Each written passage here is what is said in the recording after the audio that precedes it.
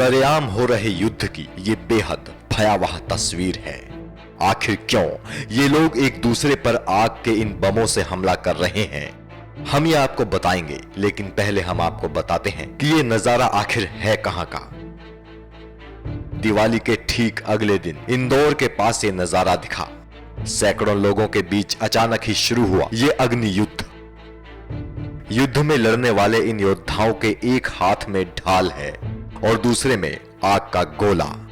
एक हाथ से खुद को बचाने की कवायद की जा रही है और दूसरे हाथ से दुश्मनों को ढेर करने के लिए वार किया जा रहा है। पलक झपकते ही आग के गोलों में बदल जाता है इनका ये हथियार और फिर शुरू होता है दुश्मनों पर हमला। आग के ये गोले सनसनाते हुए एक दूसरे के खेमे में घुसपैठ कर सब तहस नहस करने की कोशिश कर रहे हैं। जैसे ही विरोधी खेमे में ये अग्निबम गिरता है वैसे ही खलबली मच जाती है। एक पक्ष दूसरे पक्ष पर हावी हो रहा है। आग के गोले सनसनाते हुए आसपास से गुजर रहे हैं। कौन सा गोला किसे लग जाए इस बारे में कुछ नहीं कहा जा सकता। सरेआम हो रहा ये पारंपरिक हिंगोट युद्ध है जो दिवाली के अगले दिन खेला जाता है। अब ये भी जान लीजिए कि आखिर क्यों होता है ये हिंगोट युद्ध। इंदौर के गौतमपुरा गांव में होता है ये हिंगोट युद्ध।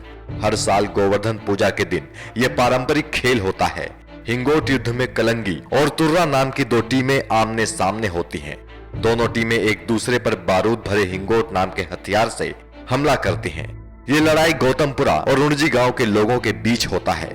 गौतमपुरा के लड़ाकों के दल का नाम तुर्रा है और रुणजी के लड़ाकों के दल का नाम कलंगी है। मैं तो जब से होश संभाला तब से देख रहा हूँ। अब मेरी 68 साल की उम्र हो गई है। पूरे देश में एक ही जगह हिंगोट युद्ध होता है। तो परंपरा को तो कायम रखना है अपनी संस्कृति के।